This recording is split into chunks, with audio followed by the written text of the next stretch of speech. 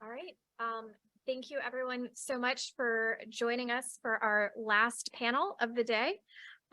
We've heard from some really great panelists before, talking about all of their different election administration certification programs. And I'm really delighted to moderate this panel where we are going to delve into the role that national and in-state certification programs play in creating and retaining quality election administrators. So my name is Georgina Cannan. I am a former elections counsel for the U.S. House of Representatives Committee on House Administration. It's the committee that handles election administration and federal election law issues for the House of Representatives. And I am joined today by three fantastic panelists for what I think will be a great conversation. So directly to my left, I've got Ronco, who is the clerk, recorder, and registrar of voters for Placer County, California. Jennifer Morrell, the partner at the elections group, and Matt Masterson, director of information integrity at Microsoft. So I'm going to hand it over to the three of them to talk a little bit about their work and their interaction with national and in-state certification programs, and then we'll launch into some fantastic questions that we've gotten from all of you. So Ryan, I'll turn to you first. Fantastic. Thanks, Georgina. Hello, everybody. Big props to Humphrey School and to Larry Jacobs, Judge Choate. Thank you so much for the invitation, for being here. We appreciate this opportunity. I don't know how many of you are already elections officials, but for those of you that are actually studying to hopefully maybe become an election official, I just wanted to say off the bat, I hope we haven't scared you away today. This is a really rewarding profession, and it is a lot of fun a lot of the time. As a person that's been doing this for nearly 30 years, we have bumps in the road and we're experiencing some of that, right? But for the most part, this is a great place to be. So I hope that we haven't scared you away. So I am the Registrar of Voters for Placer County, California. It's the 18th largest jurisdiction in California. It's the 167th largest jurisdiction in the United States. That doesn't fit on a foam finger type of thing. But Neil Kelly said he was the 4th largest jurisdiction earlier. I just wanted to brag that we're up there. I'm president of the California Association of Clerks and Elections Officials, but I really shouldn't be. And this goes to the topic of what we heard earlier today, which is that people are leaving the profession. And really, honestly, I wasn't on the executive board of this association 3 years ago. I was put onto this board because people that were on the board at that time were all either moving to other jobs or they decided to leave the profession. So it's unfortunate that we're in this period.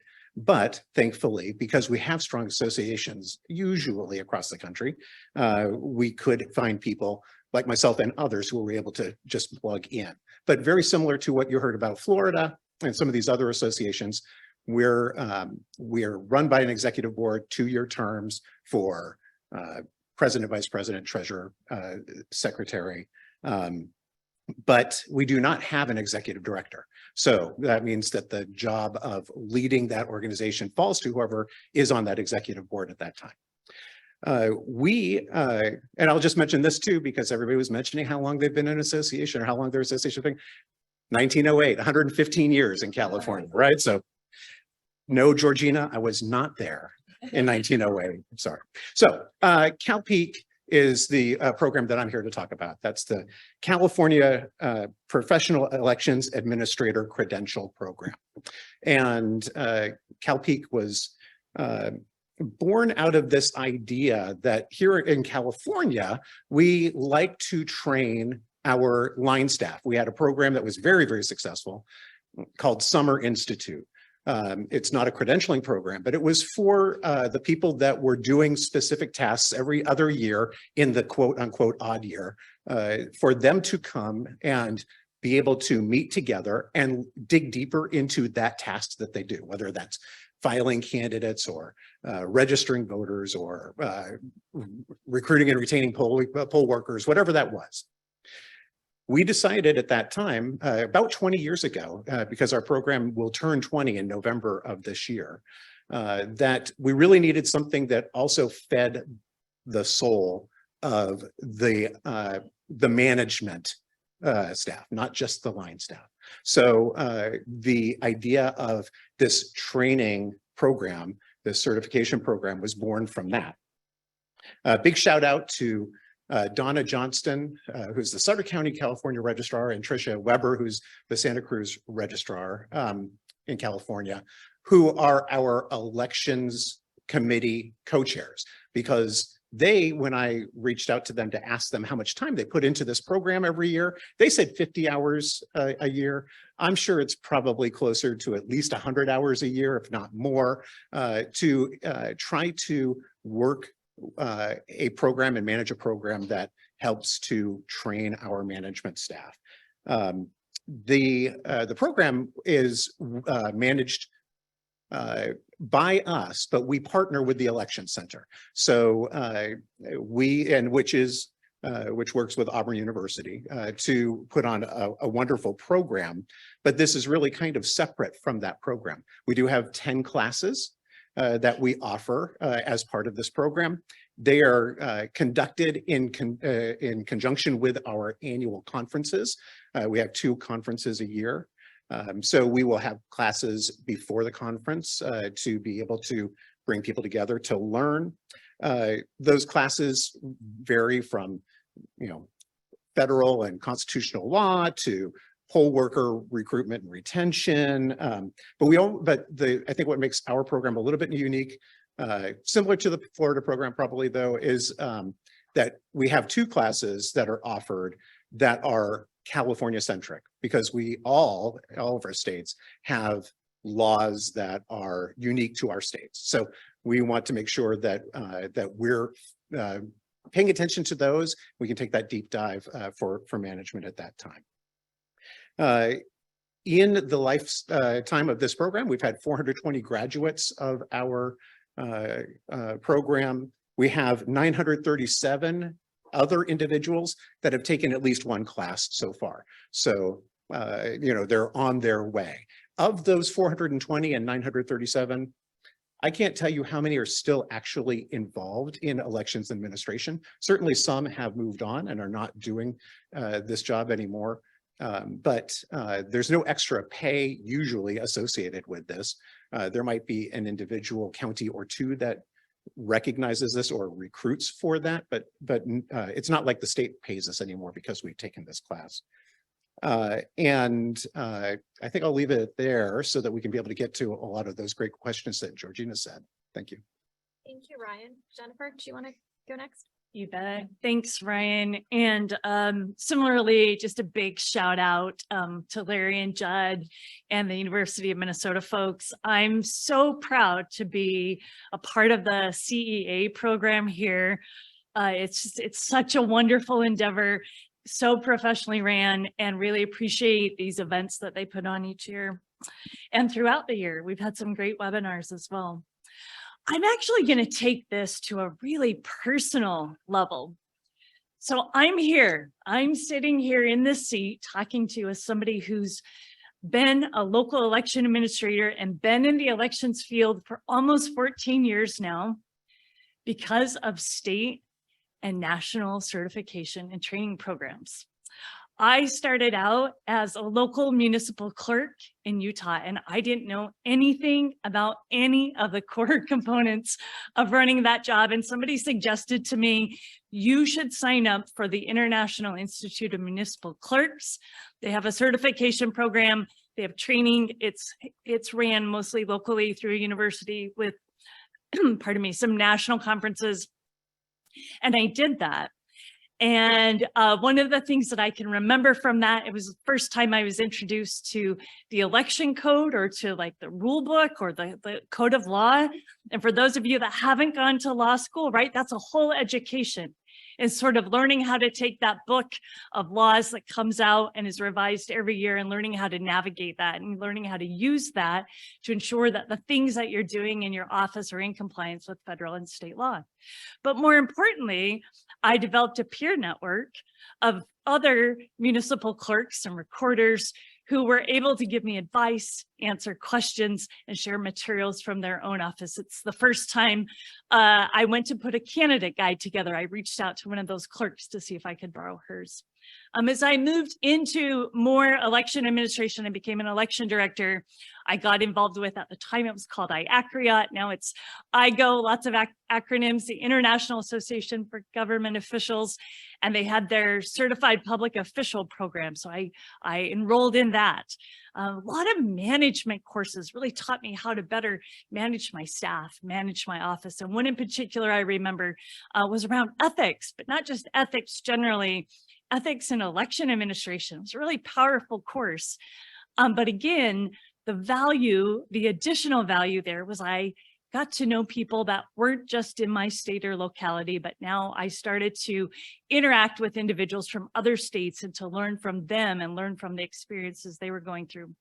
I then later on became aware of the Election Center and enrolled in their CERA program, which I'm a graduate of, their Certified Election and Registration Administrator. I'm going to really get beat up if I get these wrong. And again, this is where I met people like Tammy Patrick talking about the PCA report, which was one of the most exciting things I'd ever heard at the time. There were standards, national recommendations for national standards. It's where I met some folks from Colorado who described this utopia of election administration that would soon draw me to become a deputy of elections there several years later. It's where one of my favorite courses through the CERA program is I got to learn about the history of elections, starting from ancient Greece all the way through today. And one of the most powerful things in that course was taking the literacy tests that were often given prior to the Voting Rights Act. And it was a very powerful, emotional thing to understand where we had been and where we are now and the work still that needed to be done. Then, as some of you know, I became an election official in Colorado. You heard from Matt earlier, and I got to participate in the Colorado certification program. You already heard Matt and Judd talk about that. That was also a really important sort of milestone in my career, because now I got to take these things that were talked about, sometimes theoretically or sort of big picture, and get down in the weeds. Ryan talked about his program, right, with local officials that were right there in my community, in my region, in my state. We could talk about how to apply Colorado law. It's the first time I remember being taught how to write an intergovernmental agreement that would be effective in creating and establishing drop boxes. We got to talk about the ins and outs of poll worker recruitment and training and list maintenance, but within the sort of lens of Colorado. And there was some conversation earlier about state certification programs. I think we're going to talk a lot about the national part, but they're so important. They're so vital. You need both. You need to have that sort of opportunity to drill down into the local requirements. I'm really excited to say the elections group just put out a case study today on Florida's program, which you got to hear from Amy earlier. And again, in addition to what I was learning, there was that peer network, that chance to share resources, to share best practices, to get advice, to get sort of help and support. And I need to do, I'd be remiss if I didn't do a shout out here to Matt Crane, who you heard from earlier. He was the clerk I served under. And I'm so lucky that he, as the election official, valued training and certification. He was willing to invest, not just in the cost to enroll in these programs, the cost to travel, to participate in those programs, but also the time away from the office, right? When you're running a busy office, having the luxury to leave for a few days or a week or whatever it is really valuable. Now I get to take that experience, that knowledge, but also that network of folks that I've come to know, and some have become dear friends. And I've been able to bring that into the CEA program here at Humphrey. So I get to teach election security. I get to bring that experience and that sort of depth of knowledge. And what's really cool is I also get to learn from individuals who are thinking about this, not having been election administrators, but coming at it from, I might want to be an election administrator. And really, every election official in this country should have the same opportunity that I have. They all should have that investment made in them to have these experiences, to have both rigorous sort of academic instruction, as well as the opportunity to see and hear from peers across the country, to see best practices.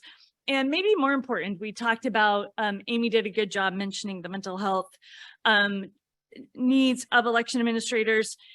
Every election official needs a place where they can go to draw on that passion and that enthusiasm that we always see and hear from election officials, but sometimes we need a place where we can concentrate that, and often it's in these training courses. One of the other reasons this is so vital, and I know we've talked about this before, is that election administration is becoming so complex. And it's growing in complexity. I don't think we're even there yet. In fact, I think we might be on the verge of another sort of complex layer as we start talking about AI and things like that. But we think about the management needs. Think about law and governments and security and technology and audits and communications. Election administration is growing in complexity. In addition to that, or as part of that, we're in this environment now where we really don't have the luxury any longer. I don't know if we ever did, but we don't have the luxury of mediocrity and incompetence. And what I mean by that is we're seeing offices where they've been under that spotlight, they've had to deal with that harassment. We've seen turnover, we've seen a loss of knowledge. That has often then led to an election where there are issues or problems. Those issues or problems create greater scrutiny. We have additional turnover. Then sometimes as a result of that, there's another failure. Then that often leads to sort of unqualified hiring. That then leads usually to bigger failure. So we have this terrible cycle. And when that happens, it affects all of us. Right? That failure, whether it's ballots that went uncounted or a voter registration list that wasn't updated the way it should be, or as Charles mentioned, a bad experience at a polling location, that affects all of us because it ends up bolstering this narrative that we can't feel confident about our elections. So training and certification programs right now, I think, are one of the most vital things that we could focus on, that we could invest in. It's the best way to ensure continuity of practices. So I'm so glad we got to hear earlier from Ohio and Florida and Colorado, because those are 3 states when I think about continuity, meaning that you can expect elections to be administered pretty similarly in all of the jurisdictions in that state. It's probably no coincidence that they have strong associations and strong certification programs. It's really how we both boost best practices, but also drive innovation. It's through these training programs where we take an idea or concept and we surround ourselves with other election professionals and we say, I have an idea. Can we talk about that? And we usually end up coming with something better. The need to sort of ensure we have qualified applicants or qualified individuals to fill these roles is so vital, whether it's new or whether it's that line level staff that's running doing your voter registration data entry or processing ballots, that needs to have the qualifications and training to be able to step into those management roles or step into those leadership roles. And again, I'm going to say it like over and over again, the peer network, the sort of support structure, it's essential. And that goes back to that. We can't afford a weak link. And so when training and certification are coupled with strong association, I've seen that in action. Matt kind of hinted at it, but I certainly in my time in Colorado saw that happen. Issues that could have turned into big problems were avoided because of that support.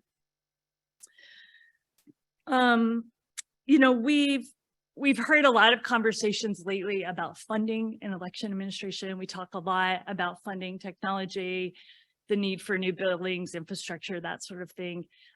We absolutely have to think about how we're funding and supporting the human resource side of election administration.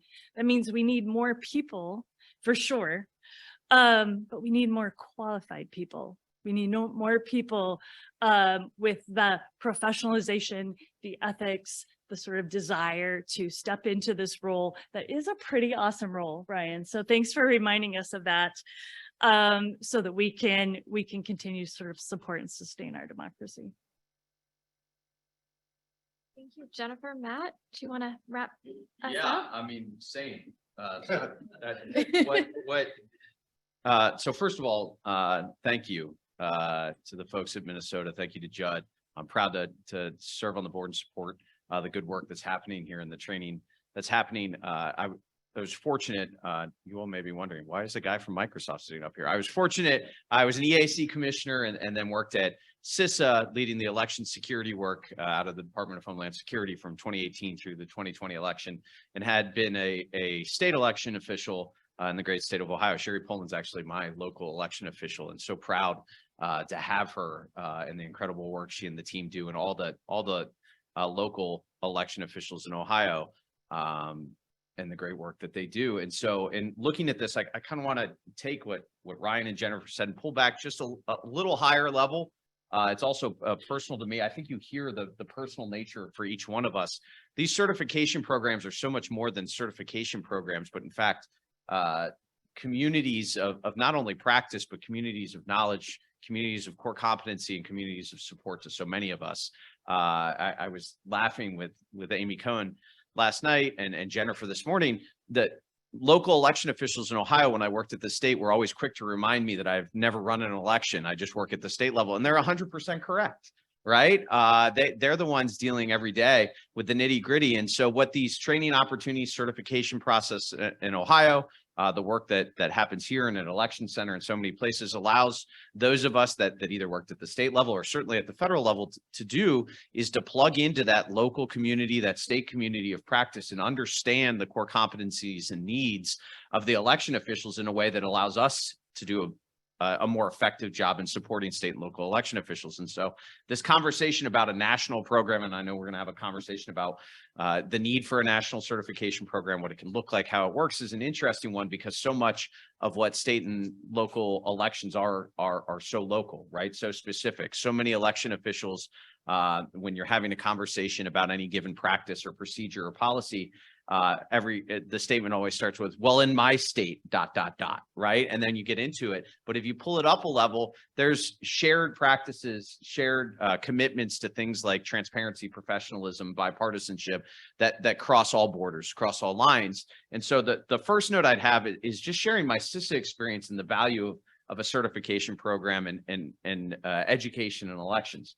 Before I went to CISA, when I was at the EAC, and even when I was in Ohio, I was fortunate to do election official as an IT manager training as part of the election center training, but also as part of conversations that we had in Ohio and nationally. And the purpose of that training came about from the understanding that state and local election officials more and more were dependent on technology. And in fact, in most counties across the country, the election office is the largest IT operation in any given county. If you look at total number of assets, total number of systems run, it is a complex IT system.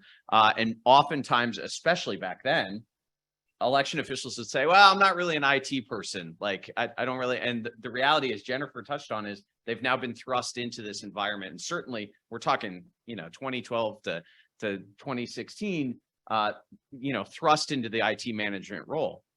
So with the 2016 election, and the Russian targeting of our IT operations, right? That ostensibly we had a nation state targeting election systems. That training, that information, that work that we had put into election official as an IT manager became all that more important, because now we're talking a level of risk, a level of threat that we've never seen before, right? And so how do we quickly wrap our arms around, okay, what does this mean? What is the level of risk? What mitigations can be put into place? And what steps can the federal government working with state and local election officials take to support them? Well, that conversation's only possible if we're all speaking the same IT management language, right? And so the ability to engage with communities like the election center, like state certification programs, like some of the work we had done at the EAC on training, allowed us to have that conversation in a more mature way than we would have been able to had that conversation not already started years in advance, right? We couldn't have talked about the risks or the data management challenges or what it meant to gain access to an election database and really where it's not as risky as people perceive. And here's why, because these are the protections that we have. We couldn't have had that conversation if there wasn't that shared community of practice speaking with one voice about how there's resilience in the process, right? And the natural overlap in that conversation was one of resilience. Election officials, though, at the time, again, 2012, 2014, even into 2016, 2018, didn't think of themselves as IT managers, but they were natural risk managers. Every election official I know asks themselves, what could go wrong? How do I prepare? What's my backup plan? What other steps do I have to take? Well, that's risk management. That's IT risk management. And so simply applying that mindset, that already set thought process that election officials naturally have through their communities of practice in their state and nationally, and applying it to an IT environment, right, to the systems that apply to it. And so the ability to engage and educate, and really to have the election community educate us on the types of systems. And this story, I think, has been told pretty widely, but the initial conversation with the election community around 2016 was one in which the federal government came in. I was at the EAC at the time, so I feel like it wasn't DHS at that time, but came in and said, oh, we know everything's connected to the internet. You know, what are we going to do to mitigate this? And the election officials went, whoa, you have no idea what you're talking about. And we literally had to start from square one to say, here's how systems are administered across the states. Here's some similarities. Oh, by the way, it's different in every state. And what was supposed to be about an hour-long conversation between some of the federal agencies and election officials turned into a 3-hour education session for the federal agencies on how elections were actually administered. And it was only possible because election officials had already engaged in this competency building around their own systems and IT management practices, even if they didn't think of it that way. And we've seen the impact of that as we've moved from 2016 into 2018, 2020, and 2022, where less often, though still happens occasionally, you don't hear the explanation from an election official that, oh, it was a glitch, or there was, right, these generalities. But in fact, the recognition that we have to be transparent about our systems, how our systems are administered, what redundancies exist, and how we manage a problem that goes on. And the best example, in my opinion, is Tina Barton and the way that she walked through in detail how the challenge she faced in the 2020 election, how she remedied that issue, and that you could have confidence in the integrity of the election. Second, shared experience or shared concept is that one around core competencies and expectations. And I know Matt certainly mentioned it, others have mentioned it, but the best example to me of this is the Tina Peters example from Colorado. And I know we've touched on it a lot, but when we look at training and establishment of core competencies and values, Jennifer mentioned ethics, I look at the Tina Peters case as the perfect example of both the value of these certifications and expectations and the application of them. When the Tina Peters story sort of emerged and it became clear that really for the first time that I can remember, there was an insider threat, right? This was an insider threat to an election. How did the Colorado clerks as a community and then election officials as a community respond? They rejected her as being out of line with their core competencies and professional ethics. They stood together as a bipartisan group and said, no, that is not who we are. She does not represent how we behave, how we hold ourselves out professionally, and how we administer elections, not only in this state, but then nationally, national organizations saying, absolutely not, this isn't how we behave. For those of us that have been around elections, and I was laughing the other day, I used to be sort of the younger guy in elections. I'm now the old man in elections that sits there and goes, oh man, I'm super gray. But those competencies were instilled in me when I got into elections as an intern at the EAC by attending election center conferences and trainings, and by, frankly, going to the bar with election officials and picking their brains about what the expectations. Formalizing that education process beyond the experience I had at the election center is really critical. Still go to the bar, that's still part of the process, but having those formal trainings and expectations in which peer-to-peer exchanges happen where folks can say, here's who we are as a community, here's what we stand for, right? And so much of that is conveyed not just formally through an education, but in the exchanges you have in the classroom. I was fortunate to teach the law class here for the election certification program. Just in the exchange, so much of the legal issues weren't really legal issues. It was really a matter of ethics and practice, right? And how we represent ourselves as a community. I really feel like that came to bear nationally in the response to how Tina Peters' behavior was rejected by the community as a whole. Republican, Democrat, small, medium, large, doesn't matter what state, that's not who we are. That's not what we stand for as a community. And then finally, the value on a national scale, I think, and this really boils down to a question that I know every election official really since 2016, certainly since 2020 gets, which is, okay, fine. I trust you in your process, but I don't trust the people in that state. Or why should I trust the people in that state? In Ohio, we always point to Michigan just because it's Michigan. You know, it is what it is. But why should we believe that state and the results of their election?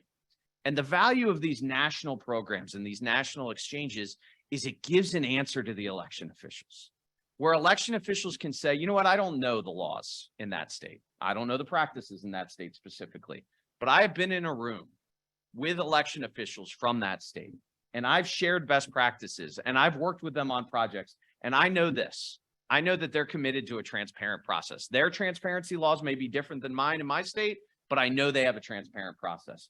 Second, I know they're committed to administering elections in a bipartisan or multi-partisan way. Again, the rules may be different, right? What we do in Ohio, as Sherry described, is different than Colorado, but the parties are involved and we welcome that participation because it's an important part of the process. And third, and most importantly, I've been in the certification classes with them. I've been in the training classes with them. I've been working on projects with them. They are professionals. They administer elections in a professional way. They don't just wake up on a Tuesday in November and decide today's the day I'm going to administer an election, but in fact, spend every day thinking about how do we get better? Where do we improve? Where are our risks? And the way we saw this play out in the 2020 election, from my vantage point at CISA, was really in the response to COVID.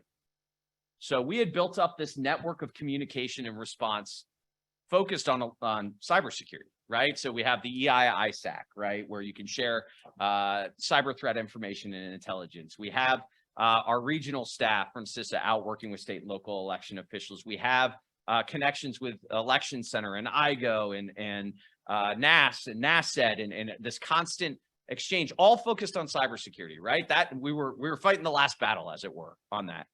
And then all of a sudden, a global pandemic springs up. And what happens? The election community engages with us at CISA and says, okay, what do we do? How do we prepare? How do we respond?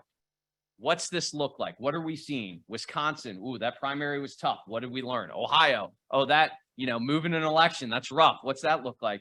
And so working with Jennifer, working with Amy, working with some other experts, and most importantly, working with the elections community, in a matter of weeks, we were able to produce best practice documents around 20 different topics, literally 20 different topics that would be impacted by COVID to help support election officials administer that election. And those papers weren't specific to any given state or any given law, but they were specific to the general practices, the general ethos, the general approach, and detail that election officials needed to take and use it in their state as applicable, whether that was moving to more vote by mail, moving to more drop boxes, moving to larger vote centers like we saw with some folks moving to arenas or cities. That was only possible because of the shared community of practice that existed across the elections practice. That doesn't happen in other areas where there isn't that shared certification, shared community. It doesn't have, it has to be formed in the midst of the crisis. Well, thank God we had it, right? Thank God we had it. And it's a tribute to the certification programs and sort of the national web that exists across. You have your state associations, your local associations, but then these national associations all coordinate and share that information. So that's what I got. Thank you. Excellent. Thank you all. I think it's really clear from what you all had to say how passionately you feel about the importance of these election administration certificate programs, election administration education. And that's really come through. I think one of the themes that I heard from you all just now, and I've kind of heard throughout the day, is the importance of the network that you build. These programs, they aren't just about the additional education that you're getting, although that has a lot of value, but it's also about the network that you're building. How do you feel like participants can best use that network? How can they make the best of the relationships that they're building during that program? Ryan, why don't we start with you and kind of work our way down? Well, it's a great question. I think that, when I look at California's program, I think that it's a wonderful starting point, but it's not a be all end all, right? It's when you can be able to complement that with SIRA training, or you can complement that with this certification, or what IGO does with their certification program, then you not only learn about other options that you might have to put into your toolbox if you have a problem, but you also gain this peer network or maybe a mentor that can see a problem very differently. I know that in California, in my example, I'm a 30-year election employee, but I've only worked in this one office the entire 30 years. So if I didn't have an opportunity to be able to branch out and meet people and learn other things, then I would only know how to do things based on the people that taught me before. And I won't have this opportunity to be able to reach out to a Bill Cowles in Florida, who I got to know back in when it was called IACRI as opposed to IGO, and say, hey, what do you guys do in Florida about this thing, right? And so I think that the big thing for me is building that network that you can be able to rely on to look outside of your particular box and be able to turn that box over and look at that problem from a different direction or a different side. Yeah, three quick things, I guess. Matt touched on it. We think that elections, each state and jurisdiction is a special snowflake, but the reality is operationally, we're all doing things pretty much the same. So really recognizing that even though you might be from a state in Utah and you're talking to somebody from Tennessee about their program around poll worker recruitment or training or chain of custody, don't just assume that it's not applicable to you, right? So really taking advantage of asking to take a look at actual sort of documents, training documents, forms, the other thing. I think there's an opportunity to sort of strengthen the way that we train and teach. So we've had really great success at the elections group with some audit convenings that we've held where we've brought people in and we've taught them something about audits, but then we've given them or facilitated with them the opportunity to explore how to make that better. So I think thinking about education, but also innovation as part of that training. And then Matt mentioned this, we've heard some talk about election professionals taking a stand within their own state. I think there's a greater need and opportunity to take a stand as association members, whether that's individual associations or quite frankly, we should be doing that more broadly when we hear one of our own being attacked, a strong public statement in defense or in supports of that individual or entity. Yeah, just two quick things. One is a very, it's not good. I don't play. I'd turn the mic away from me also. One is a very real experience for me, and that is the Rolodex it creates for you, which seems obvious, but I'll share an example. In 2018, when the ISAC was just getting up and going, I was new to CISA, and we were having to educate Congress and others on the work we were doing, right? And I remember vividly being in a briefing with Director Krebs about sort of how are we reaching election officials? If something goes wrong, how will we know? And Director Krebs's response was, well, I've got that guy and he's got them all in his phone. And I'm thinking, oh God, I hope I've got them all in my phone. But it turned out I did, because even if I didn't know that person, I could call David Stafford in Escambia County and say, hey, can you connect me? Or I could call Jennifer and say, hey, can you connect me? Or do you know someone that's doing this and doing this well that we could talk about? Or I'm hearing there's an issue down there. Can you help me reach out so that we can find out what's going on? And so that Rolodex, I've never ever called an election official in any state and had them just say, yeah, I'm not interested in talking. No, thank you. Always in this shared profession, the willingness to share knowledge, to share practices, to share bad experiences is always available to us, and taking advantage of that Rolodex really is critical, which gets to my second point, which is that Rolodex makes the impossible possible. That so often in elections where you all are under-resourced, not just money, but with support like IT support and also time, your most valuable resource, right? The clock's always ticking. That ability to reach out to that Rolodex on a practice or a change that feels absolutely impossible and learn and understand very, very quickly. How did you go about doing this? How did you implement this change? What controls did you put in place that I can feel comfortable with it? And doing that quickly is invaluable, particularly as we saw with COVID, where changes were happening very quick. Often in elections, you'll hear people say changes evolutionary, not revolutionary. Well, 2020 and COVID made it revolutionary, right? That was change at a speed most election officials rightfully were not comfortable with. But that Rolodex, that ability to connect, the willingness of people like Georgina and others to say, here's how we did vote by mail in Washington, and the lessons we learned right away was critical. So it really does make the impossible possible. Thank you. That was a great answer from all three of you.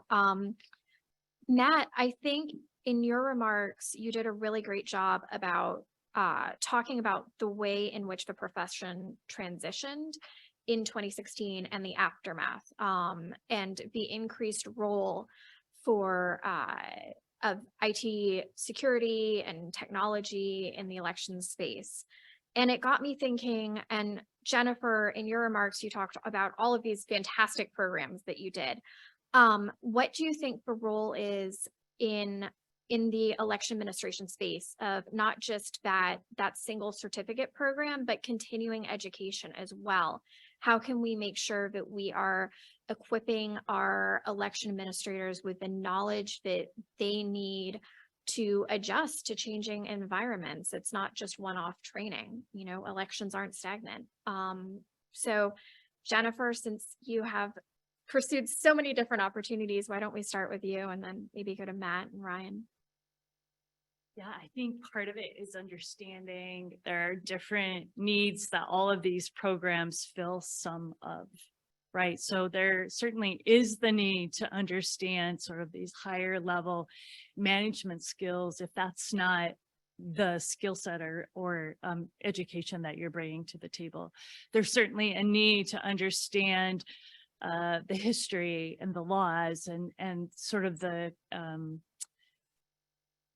the academic view, I guess, of election administration. But there's also a need to understand just the day-to-day operations. How do we successfully ensure that we can reconcile and account for all of our ballots, both those that are cast in person as well as, you know, mail ballots and others that come to our office? And so I think it would be great if there was sort of a national set of standards around this, both for initial qualifications as well as like certification and recertification. We've talked a lot about the initial certification, but that recertification part. So like, now that I've got my baseline of skill sets, how can I build on that? How can I create more depth and breadth in terms of the knowledge and things that I'm learning from? I think I love the virtual option. You lose that sort of networking piece there. So I think a solution is both. The other part we haven't talked about yet is that resource constraint of time and people, meaning how do I either leave my office physically or take off for 3 hours, or thinking about the slides that said I don't come home until midnight and I go to sleep and I start all over again. Where do you work into that professional education and certification and training? So I think, I don't know that I answered your question rather than sort of presented. There are, I think, a lot of questions still, or sort of challenges that we need to be thinking about if we want to get to that space. Yeah, I agree completely with Jennifer. I think back to the time that when Ryan Macias and I were out on the road doing the IT training, we'd show up at state certification conferences, state education conferences, and eyes would gloss over, like, why are we talking about IT management? This sounds horrible. This pre kind of 2016, but the ability to apply the already existing knowledge-based skill set and understanding of incident management and risk management that election officials already had made it applicable right away.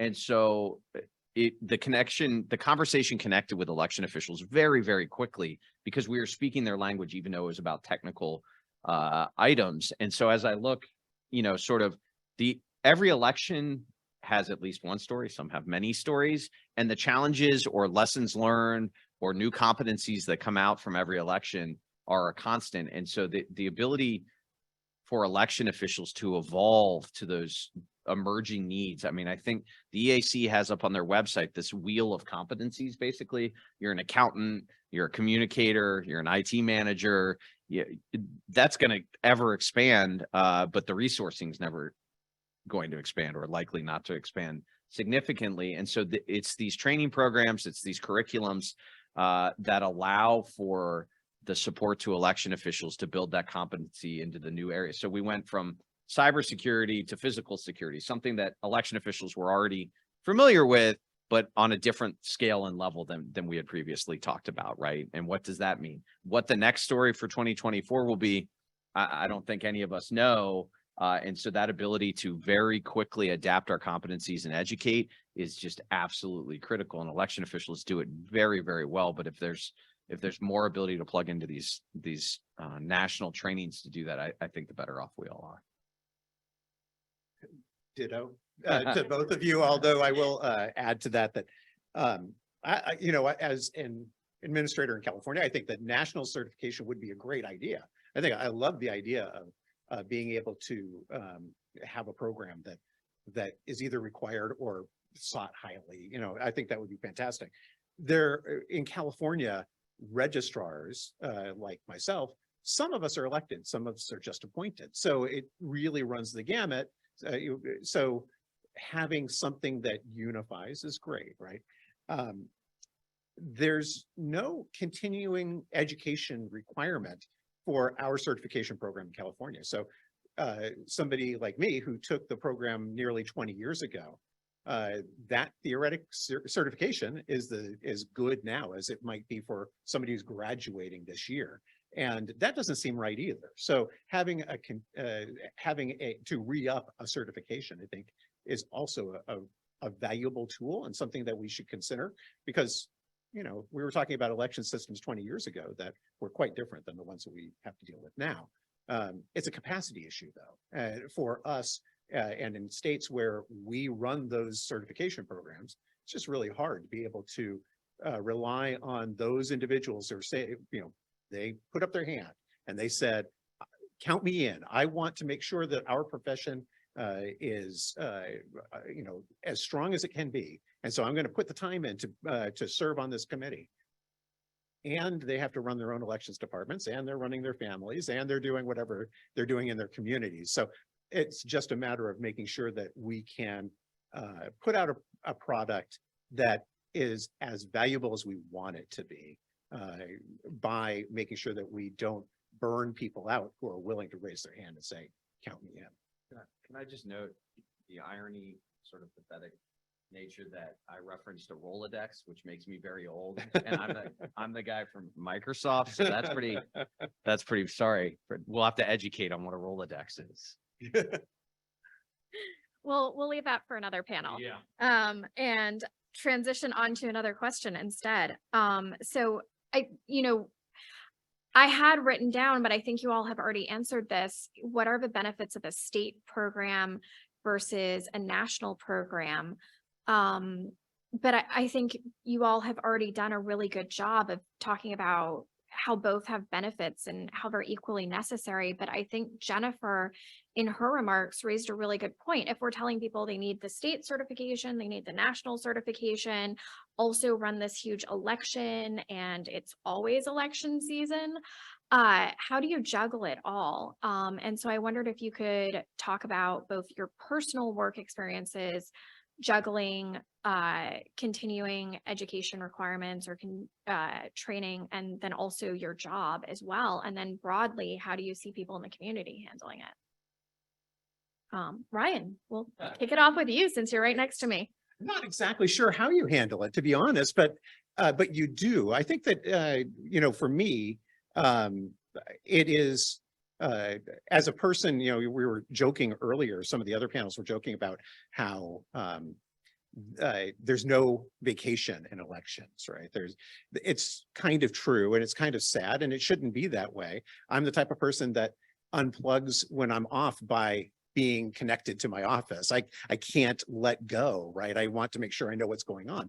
But I think what you do is you find those opportunities to be able to learn. And I think we're continuous learners in this job that we do. We absorb, we want to know what's going on. And I think that you just, at the end of the day, because you value what you do and you value the role that you serve in the community, to making sure that they understand what you're doing and how you're being transparent. I think you just try to find the time. In California, we have somewhere between 75 or 60 to maybe 100, probably about 75 people that will attend our trainings at an annual conference. They're not always coming to the conference. The county sends them and finds that time to cover them while they're out and all that. And I think that that's important so that we can be able to invest in them like we know that they need to be invested in. So I think that you just try to put aside what it is that you might be working on at the time to be able to show that you need to spend a little bit more time learning about the other facets of what we do. Yeah, I'll just add to that really quickly. This is one of those things where sometimes it bothers me when we say, what is the election professional going to do? What are you going to do as the election administrator to make this thing happen? This is one of those times when I think, what are the boards of county commissioners and the secretaries of state and the boards of elections and the mayors? What are you going to do to ensure both that the office you're responsible for is adequately resourced so that that election administrator can take the time off and leave, or what are you going to do to support and encourage that individual to do that? And we're short of time, so I won't give you any more stories, but I certainly have seen both sides of that. And it's amazing when you can have those governing sort of budgetary authorities say to you, this is important, and here's how we're going to work with you, not just expect you to figure this out. We're going to work with you to make sure that your professional development happens.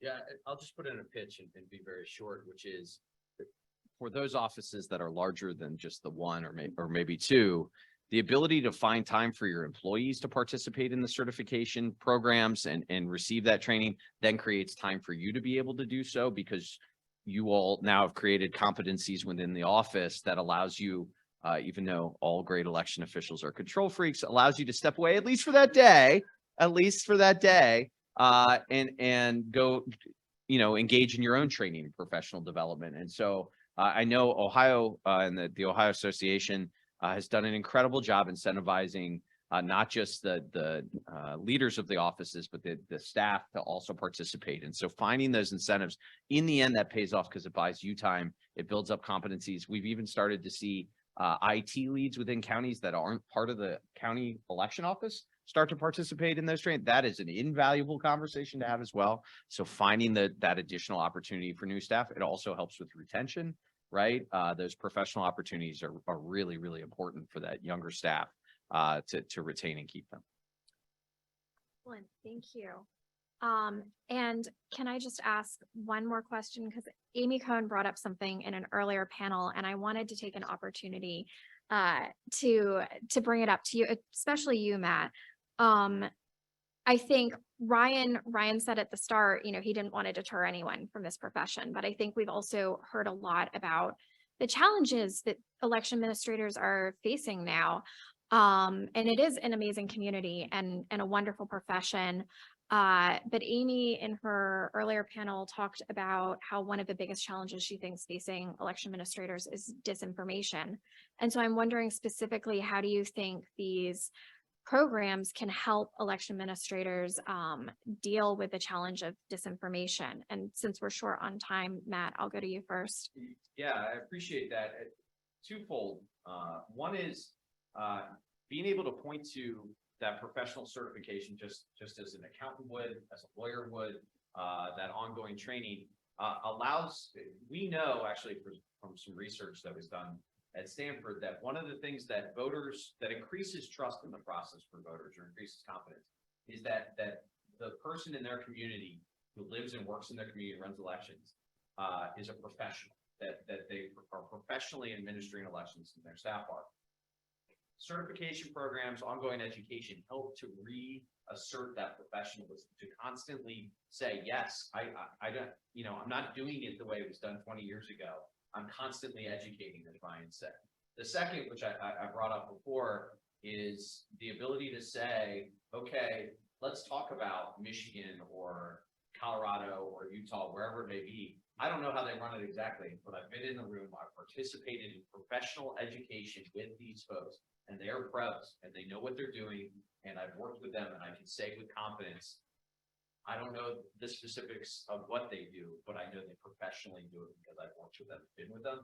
And then just quickly, I promise quickly, Amy's point is spot on, and this profession is spot on. But having been away from the profession a little bit at Microsoft and Stanford, I miss the heck out of this community of people, and that the optimism this community gives me when I come to events like this or talk with election officials is why people should get into this. This is the best community of professionals I've been around, and it is the best group of they are exactly who you want doing this job, and they do it so well constantly that if you're a young person looking at this, if you're, you know, getting involved, there's no greater group of people that will teach you, mentor you, involve you.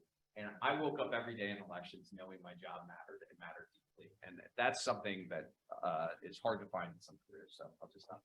Thank you, Matt. Ryan, I think you had something you wanted to I add as just wanted to throw in that, remember, the people that are our election integrity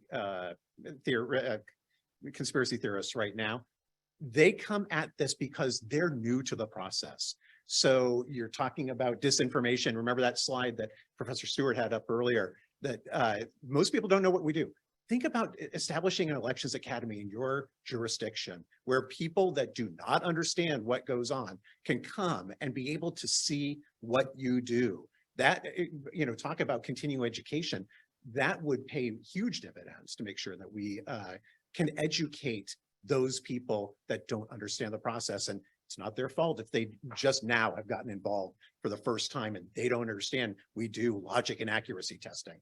Let's go ahead and make it a priority for ourselves so that we can teach. Thank you so much. Thank you all for talking with me today. Larry and Judd, thank you so much for hosting. I think we've had a lot of amazing discussions today that I hope will continue. And I'm going to turn it over to Judd now for some closing remarks. Thank you very much, Georgina, and a wonderful final panel. So this will sound self-congratulatory, but what an amazing conference, if I do say so ourselves here.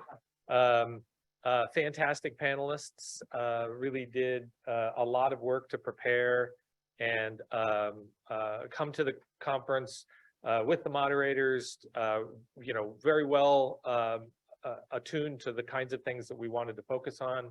And I just so appreciate the time and effort that they put into coming and talking to us today. I want to thank Larry Jacobs, Lee Chittenden, Cody Jackett. We also, Isaac, who did a lot of the work back there. You can congratulate Isaac for constantly up and down and up and down and up and down doing the cameras. And then Sarah was here helping to get everybody focused earlier. So I do really appreciate all the folks involved with the Hubert H. Humphrey School of Public Affairs who put on this conference. A couple of big takeaways, which I think you heard about in this last panel, and I hope are the kinds of things that you will incorporate into your lives. There are broad connections here. First of all, bad connections like mis and disinformation leads to, you know, bad performance, leads to you know, low-hanging fruit for elections administrators, election deniers to connect. And we need to really overcome that. And then the good news is there are ways, and the ways you overcome that is through strong associations, good training and certification programs, and then the connection between and the camaraderie that's created by these strong programs and the people that you meet, and the understanding and education that happens across those conversations. So that's the takeaway. Those are the things we should all be focusing on. You should be talking to your local governments about funding to be able to participate in these kinds of programs. to strengthen your associations and participate in your local certification programs or take these election center and CEA kinds of classes that are also available. If you're a young person or a early career person and are interested in furthering your understanding of elections administration, I want to encourage you to join our group at University of Minnesota at the Humphrey School, where we have a certificate of elections administration program. You can see some of the details there online. You can become a CEA, a certified elections administrator, through a 12-credit program. It doesn't take all that long. It's all online. It's set up by semesters. And you never have to travel. It's something that's accessible all the time. You can learn more information there. And just to give you a sense about some of the classes that are available, we have 2 classes that are set for June. You heard from Jennifer Morrell today, just now, and she gave you every reason to want to take her introductory to election security class. And then Gina Roberts is also teaching a class coming up in June on voter outreach and participation, which should be a great course as well. Those both start June 5th. You don't have to be an elections administrator to take those. You don't have to be a person that plans to go into elections administration to take those. You might just be a person that really values this work and wants to learn more. Please sign up. Please come and learn more from the amazing instructors we have in the program. By the way, today you heard from Matt Masterson. Let's see if I can do this off the top of my head. Matt Masterson, Jennifer Morrell, Tammy Patrick, Neil Kelly, and myself. All 5 of us teach classes in this program. So if any of you found one or more of those especially engaging and interesting, you should definitely sign up for their classes, and those will be over the next calendar year because we're always teaching classes. So please do learn more and sign up. Thanks again for a wonderful day. We really do appreciate it, and have a great rest of your week.